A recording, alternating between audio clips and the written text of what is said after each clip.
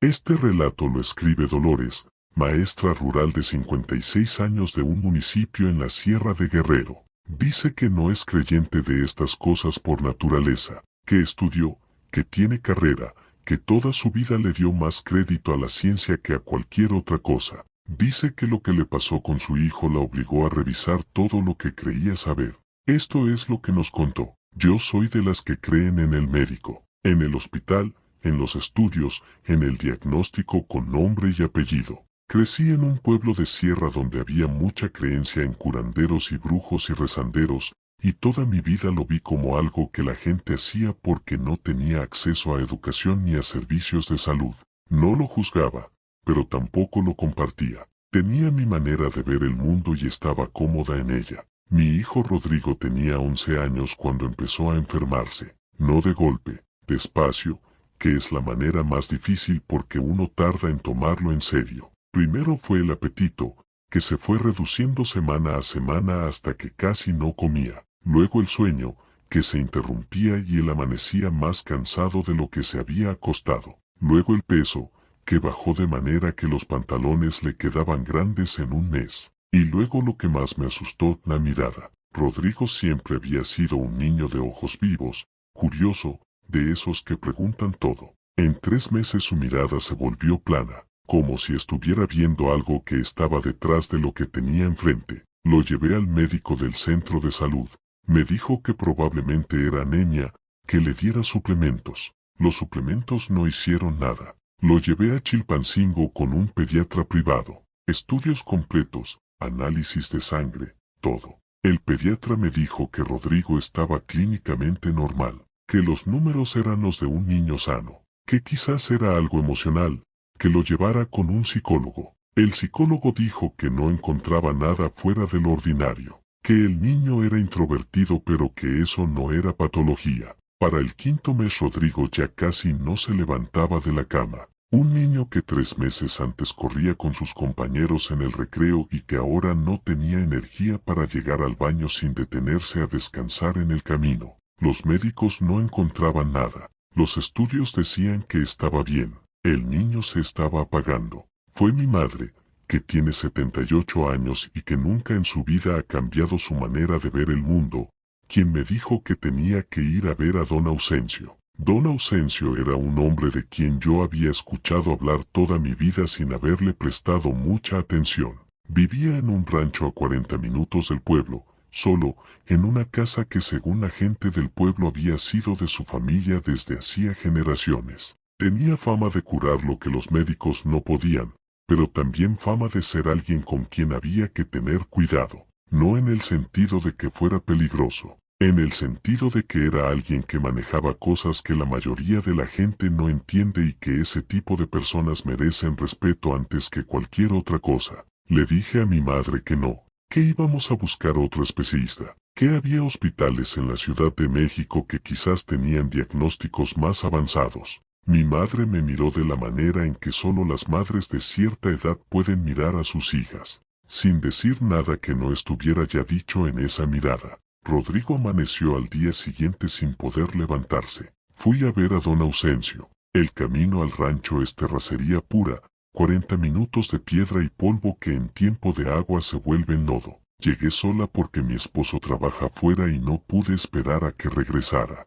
La casa era pequeña pero bien cuidada. Jardín con plantas que no supe nombrar todas, algunas que reconocí como medicinales y otras que no había visto nunca. Una puerta de madera oscura con un travesaño de metal. Toqué. Don Ausencio tardó en abrir.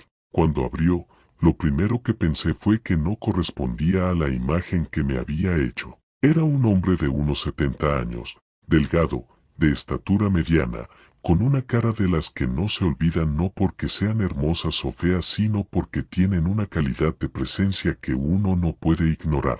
Ojos muy oscuros que te miraban de una manera que se sentía como si estuviera leyendo algo escrito en un lugar detrás de tus ojos. Me dejó pasar sin que yo dijera nada, como si ya supiera que yo venía y para qué. La casa por dentro olía a cosas que reconocí vagamente de la infancia. Hierbas, copal, algo más dulce que no supe identificar. Había un altar en la sala principal, no pequeño, que ocupaba toda una pared. Imágenes de santos que reconocí y otros que no. Veladoras de distintos colores. Flores, algunas frescas y otras secas. Objetos que no supe para qué servían. Me senté donde él me indicó. Me preguntó qué me traía. Le hablé de Rodrigo. Lo escuchó sin interrumpirme, con los ojos fijos en mí durante todo el tiempo que hablé. Cuando terminé no preguntó nada. Se levantó, fue al altar, tomó una vela blanca y la encendió. Luego tomó un vaso de agua limpia y lo puso frente a la vela. Estuvo un rato mirando la llama. Me preguntó si Rodrigo había tenido algún conflicto con alguien cercano recientemente. Un adulto, alguien mayor que él, pensé. Recordé que 4 o 5 meses atrás, justo antes de que empezara todo, Rodrigo había tenido un problema con el encargado del campo de la escuela. Un hombre mayor, rudo, que había regañado a Rodrigo duramente frente a sus compañeros por algo que según el propio encargado había sido un accidente. Rodrigo había llegado a casa muy afectado ese día. Yo lo había consolado y no le había dado más importancia. Don Ausencio asintió cuando le conté eso. Me dijo que el niño cargaba algo que no era suyo, que alguien se lo había puesto con intención, que el encargado del campo, que según don Ausencio yo ya iba a saber quién era, tenía conocimiento de estas cosas y las usaba cuando se enojaba. Me preguntó si podía traer al niño. Al día siguiente fui con Rodrigo. Don Ausencio lo revisó de una manera que no se parece a ninguna revisión médica. Lo hizo pararse en el centro de la sala, caminó alrededor de él 3 veces en silencio, luego pasó las manos por su cuerpo sin tocarlo, como si estuviera leyendo el aire alrededor del niño. Luego lo hizo sentarse y estuvo hablando con él en voz baja, preguntas que yo no alcancé a escuchar bien desde donde estaba. Trabajó con Rodrigo esa tarde durante casi 3 horas. No voy a describir todo lo que hizo porque es de él y de mi hijo, no mío para contarlo. Lo que sí puedo decir es que usó plantas, agua, copal, rezos en una mezcla de español y náhuatl que yo no entendí pero que sonaba como algo que había existido mucho antes que cualquier cosa que yo hubiera estudiado. Al final de la tarde Rodrigo se quedó dormido en una silla. Un sueño tranquilo, profundo, con la cara relajada de una manera que yo no le había visto en 5 meses. Don Ausencio me dijo que teníamos que volver 3 veces más, que lo que el niño cargaba era viejo y estaba arraigado, que se podía quitar pero con calma y con el tiempo correcto. Fuimos 4 veces en total. En la segunda visita Rodrigo pidió desayuno cuando llegamos a la casa. En la tercera corrió al patio trasero a ver los animales que don Ausencio tenía. En la cuarta llegó contando un chiste que había escuchado en la escuela. A los 2 meses de la primera visita Rodrigo era el niño que había sido antes. Mismo apetito, misma curiosidad, misma mirada viva. Los médicos, cuando lo llevé a revisión de control, dijeron que fuera lo que fuera que le había dado había pasado, que los niños a veces tienen etapas así, que probablemente fue algo viral. No les discutí. El encargado del campo de la escuela pidió su retiro voluntario 2 semanas después de la última visita de Rodrigo con don Ausencio. Nadie supo bien por qué. Él dijo que por la salud. Yo no pregunté más. Don Ausencio nunca me dijo cuánto cobrar. Cuando le pregunté me dijo que lo que yo pudiera y quisiera dar. Le dejé lo que pude. Sentí que no era suficiente. Él me dijo que ya estaba saldado. No soy la misma persona que era antes de todo esto. No quiero decir que ahora creo en todo lo que antes descartaba. Quiero decir que aprendí que hay cosas que la ciencia no alcanza a nombrar todavía y que eso no las hace menos reales. Y que hay personas en los pueblos de sierra que saben cosas que no están en ningún libro que yo haya leído. ¿Tú hubieras ido a ver a don Ausencio antes o después de lo que yo tardé? Esta historia nos llegó de parte de Celestino, campesino de 64 años de un ejido en Oaxaca. Dice que lo que le pasó a su familia durante 3 generaciones por un pleito que nunca fue de ellos le enseñó que hay rencores que no mueren con la persona que los tiene. Esto es lo que nos contó. En mi pueblo todos sabían quién era el Tacho. No se le decía brujo de frente, ni se le decía curandero, porque las 2 palabras le quedaban cortas de maneras diferentes. Era simplemente el Tacho, y con eso bastaba para que cualquiera del pueblo entendiera de quién se hablaba y bajara un poco la voz al hacerlo. Vivía solo en las afueras, en una casa que su familia había tenido desde antes de que el ejido tuviera nombre. Nunca se casó, nunca tuvo hijos que se supiera. Tenía animales, una milpa, y una reputación que se había construido durante décadas de historias que en el pueblo se contaban en voz baja y que los padres usaban para advertir a sus hijos de lo que pasaba cuando se metía uno con gente que no debía.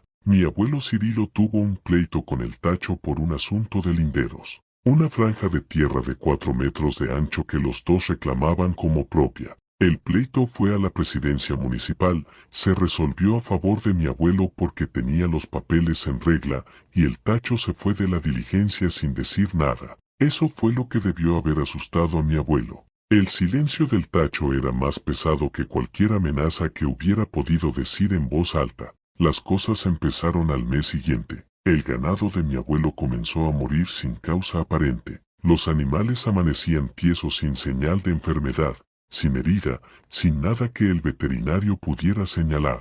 En 2 meses perdió 12 cabezas de ganado que eran el grueso de su patrimonio. Luego fue la milpa, una plaga que ningún agrónomo de la región había visto antes. No insectos, no hongo, no ninguna de las enfermedades conocidas del maíz. Las plantas simplemente se secaban desde la raíz hacia arriba en un patrón que no seguía ninguna lógica de propagación natural. Luego fue la familia. Mi tío Evaristo, el hijo mayor de mi abuelo, tuvo un accidente de jache trabajando en el monte. Perdió 2 dedos de la mano derecha. Mi tía Refugio tuvo un aborto que los médicos no pudieron explicar, siendo que era su 4.º embarazo y los 3 anteriores habían sido sin complicaciones. Mi propio padre, que tenía entonces 16 años, empezó a tener episodios de los que no podía hablar bien porque no encontraba las palabras, momentos en que se quedaba paralizado, con la vista fija en un punto del aire, sin responder a nada ni a nadie durante minutos que a veces llegaban a ser más de 1 hora.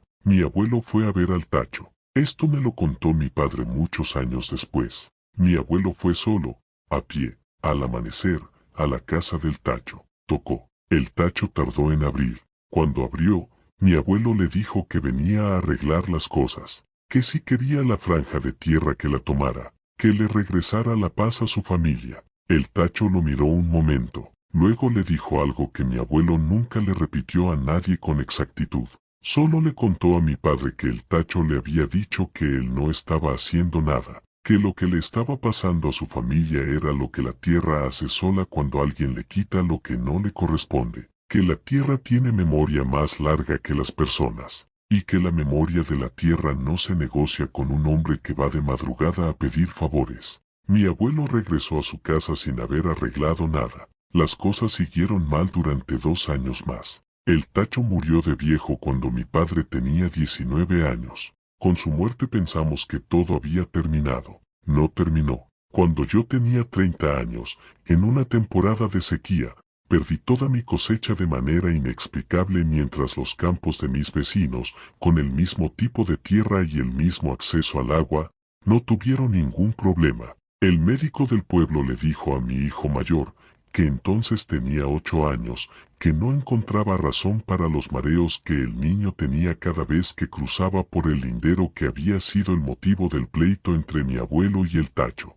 Fui a ver a una curandera de otro pueblo que no conocía la historia. Le describí todo sin mencionar nombres ni el pleito original. Me escuchó y al final me preguntó si había habido algún conflicto de tierras en mi familia en el pasado. Le dije que sí. Me dijo que lo que cargábamos no era un trabajo reciente, que era algo que había quedado atado a la tierra misma, al lindero específico, y que se activaba cada cierto tiempo, especialmente en momentos de vulnerabilidad de la familia. Me dijo que la única manera de deshacerlo era reconocer la ofensa original en voz alta, en el lugar donde ocurrió, y hacer una ofrenda a la tierra por lo que mi abuelo le había quitado. Lo hice. Con mis hijos presentes, en el lindero, al amanecer, devolvimos la franja de tierra formalmente, con papeles ante notario, a los herederos del Tacho que ya eran unos sobrinos que vivían en la ciudad y que ni siquiera sabían bien la historia. Ese año la cosecha fue normal.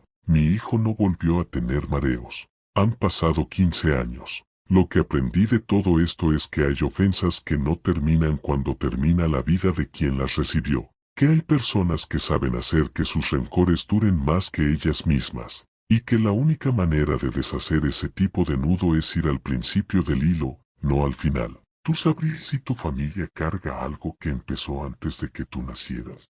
Valentina, comerciante de 49 años de un municipio en Michoacán, dice que fue ella quien buscó al brujo, que lo hizo con plena conciencia de lo que buscaba, y que el arrepentimiento llegó de todas formas cuando entendió el precio real de lo que había pedido. Esto es lo que nos contó. Yo no voy a fingir que fui a ver al Natividad por razones nobles. No fui a curar a nadie ni a resolver una injusticia. Fui porque una mujer le había quitado a mi esposo y yo quería recuperarlo. Así de simple y así de complicado. Llevábamos 18 años casados, 2 hijos, casa propia, negocio que habíamos construido juntos desde cero. No era el matrimonio perfecto porque ninguno lo es, pero era el mío y era real y era lo que yo había elegido y construido con mis propias manos durante casi 2 décadas. La otra mujer tenía 31 años. Trabajaba en una oficina del municipio. Mi esposo decía que era solo una amistad. Yo sabía que no. Le di 6 meses para que la cosa se resolviera sola. No se resolvió. Le di otros 3 meses. Empeoró. Mi esposo empezó a llegar tarde, a volverse ausente en la conversación, a mirar su celular con la misma cara con que uno lee algo que le importa y que no quiere que nadie más vea. Una vecina me habló del Natividad. No era la primera vez que escuchaba ese nombre. El Natividad era conocido en varios municipios de la región, no por curar enfermedades ni por limpias. Su especialidad, la que le había construido la reputación durante años, era otra: amarres, trabajos de amor, cosas que la gente pide cuando ha agotado lo que puede hacer sola. Tardé 2 semanas en decidirme. El día que me decidí fue un martes en que mi esposo llegó a cenar con el teléfono apagado por primera vez en 18 años de matrimonio. El Natividad vivía en las afueras de un pueblo a 1 hora de distancia. La casa era pequeña, oscura, con las ventanas siempre cerradas aunque hiciera calor. El jardín tenía plantas que crecían de una manera que no era descuidada sino deliberada, como si alguien las hubiera dispuesto así a propósito para que desde afuera uno no pudiera ver bien hacia adentro. Abrió la puerta antes de que yo tocara. Era un hombre de unos 50 y tantos años, gordo, con unos ojos pequeños y muy brillantes que contrastaban con el resto de su cara que era ordinaria, de las que se olvidan. Me miró de arriba abajo de una manera que no era descortés sino evaluativa, como cuando alguien revisa una mercancía antes de decidir si la compra. Me hizo pasar. La casa por dentro olía a algo que no supe nombrar. No era desagradable exactamente, pero tampoco era confortable. Era el olor de un lugar donde se hacen cosas que afectan a personas que no están presentes. Me preguntó qué quería. Se lo dije directamente porque el Natividad tenía fama de no tener paciencia con los rodeos. Me dijo que podía hacerlo, que un trabajo de amor de ese tipo, con un hombre casado y con 18 años de historia en el matrimonio, era más complicado que uno con alguien sin ataduras, pero que era posible. Luego me dijo el precio. El precio en dinero era alto pero lo tenía. Lo que me detuvo fue lo otro que me dijo después del precio en dinero. Me dijo que ese tipo de trabajo tiene un costo adicional que el dinero no cubre, que cuando uno regresa a alguien que ya eligió irse, la persona vuelve pero algo en ella no vuelve igual, que lo que regresa es el cuerpo y los hábitos y la rutina, pero que la parte que se había ido buscando a la otra mujer se queda un poco ahí, como un pie que no termina de cruzar el umbral. Que yo iba a tener a mi esposo pero que iba a saber siempre que no estaba completamente. Le pregunté si eso le importaba a él. Me dijo que no, que a él le importaba hacer el trabajo bien, que lo que yo hiciera con lo que recibía era mi asunto. Pagué y le dije que adelante. El trabajo tomó 3 semanas. No voy a describir en qué consistió porque parte de lo que me pidió era que no se lo contara a nadie mientras durara el proceso. Lo que sí puedo decir es que durante esas 3 semanas ocurrieron cosas en mi casa que no tenían explicación ordinaria. Ruidos de madrugada que no correspondían a ningún asentamiento de la estructura ni a ningún animal. Un olor que llegaba y se iba sin fuente visible. sueños que no eran míos, o que no se sentían míos, como si alguien estuviera durmiendo en mi lugar y yo estuviera viendo desde un lado. Mi esposo regresó, no de manera dramática ni con una conversación larga y honesta. Simplemente empezó a llegar más temprano, a cenar en casa, a apagar el teléfono solo cuando estábamos en la mesa, que era algo que antes hacía y que había dejado de hacer. La distancia que había crecido entre nosotros fue reduciéndose de manera tan gradual que si no hubiera sabido lo que había hecho yo hubiera creído que simplemente la crisis había pasado sola. Pero yo sabía, y el Natividad tenía razón. Mi esposo estaba de vuelta pero había algo en el que no regresó del todo. Una parte de su atención que seguía en otro lado, no con la otra mujer necesariamente, en otro lado. Como si parte de él se hubiera quedado en algún punto del camino de regreso y no supiera cómo recuperarla. Yo lo noto. Llevamos 4 años así desde que hice el trabajo. Bien, funcionando, sin dramas. Pero con esa fractura invisible que solo yo puedo ver porque soy la única que sabe lo que costó cerrarla. Fui a ver al Natividad una vez más, 2 años después, para preguntarle si había manera de completar lo que había quedado incompleto. Me dijo que no, que lo que él había hecho era traer de vuelta lo que podía traerse, que lo demás no estaba en su oficio. Le pregunté si había algo que yo pudiera hacer.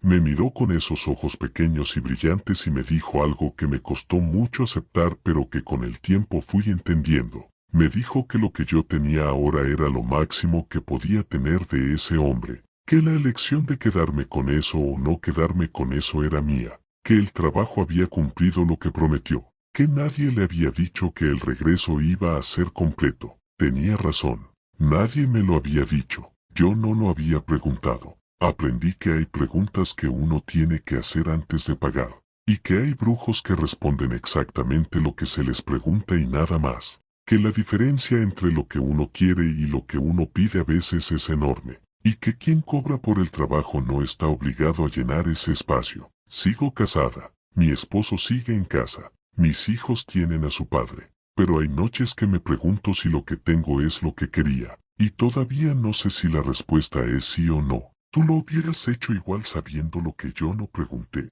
Esto llegó al canal sin datos, de madrugada, desde un correo que al día siguiente ya no existía. Solo decía al principio, hay cosas que no deberían contarse pero que son peores si uno se las queda. Esto es lo que decía. En el pueblo donde crecí había una regla que todos los adultos seguían sin que nadie la hubiera escrito en ningún lado. Una de esas reglas que se transmiten por el ejemplo y por el tono de voz con que se cambia el tema cuando alguien se acerca demasiado a ciertos territorios. La regla era simple, al hombre que vivía en la casa del cerro no se le nombraba, no se le llamaba brujo, no se le llamaba curandero, no se le llamaba nada. Si había que referirse a él, cosa que se evitaba, se decía el del cerro y con eso bastaba. Nadie le explicaba la regla a los niños porque explicarla hubiera requerido nombrarlo, y nombrarlo era exactamente lo que la regla prohibía. Yo crecí con esa regla sin cuestionarla porque los niños acatan las reglas que vienen cargadas con el peso silencioso de los adultos.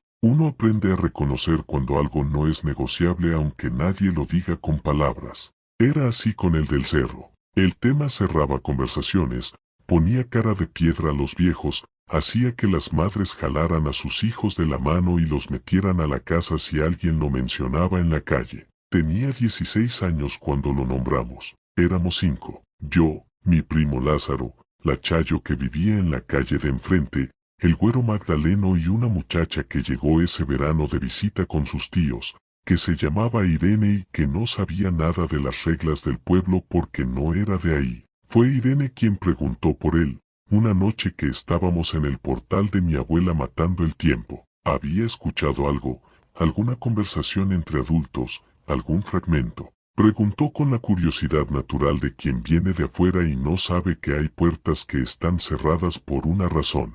Y nosotros, que sí deberíamos saber, le contamos. Primero habló la Chayo, que siempre fue la más valiente o la más tonta dependiendo del día. Luego el güero Magdaleno, luego mi primo Lázaro. Luego yo, aunque una parte de mí estaba incómoda desde que la conversación tomó ese camino. Contamos lo que sabíamos, que no era mucho porque los adultos habían sido muy cuidadosos, pero que era suficiente para que el nombre saliera. Irene preguntó cómo se llamaba. Nadie contestó al principio. El Güero Magdaleno lo dijo, en voz baja pero lo dijo, su nombre completo. 2 palabras que yo nunca había escuchado pronunciar en voz alta aunque las había visto escritas una vez en un papel que mi abuela guardaba en un cajón cerrado y que un día de curiosidad infantil había abierto. El nombre en ese papel era el mismo que dijo el Güero. Esa noche nada pasó. Nos reímos de nosotros mismos por habernos asustado de algo que al final no tuvo ninguna consecuencia inmediata.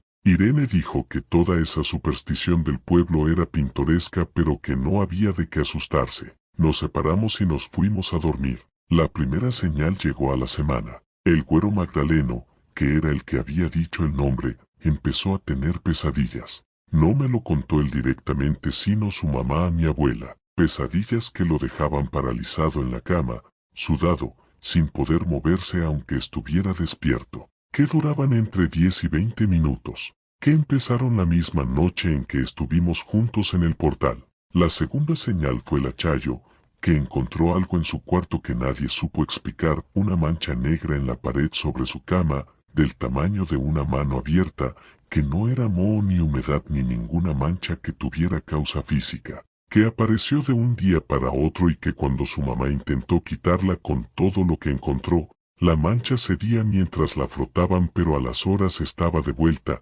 idéntica. La tercera señal fue mi primo Lázaro, que empezó a ver algo en las esquinas de los cuartos, no una figura definida, solo una sombra que estaba donde no debía haber sombra porque no correspondía a ningún objeto del cuarto, que se movía cuando él se movía, como siguiéndolo, pero sin acercarse, que desaparecía cuando prendía la luz directa pero volvía cuando la luz era indirecta o cuando había pinambre. Irene se fue al final del verano sin que nada le pasara. Ella, que no era del pueblo, que no cargaba ninguna historia de ese lugar, no recibió nada, como si lo que se activó esa noche conociera exactamente a quién pertenecía y a quién no. A mí me llegó la cuarta semana. No fue sueño ni mancha ni sombra, fue sonido. Empecé a escuchar algo de madrugada que al principio creí que era el viento en las tejas o algún animal en el techo. Pero el viento en las tejas tiene un patrón que uno aprende a reconocer cuando crece en una casa de ese tipo. Lo que yo escuchaba no tenía patrón.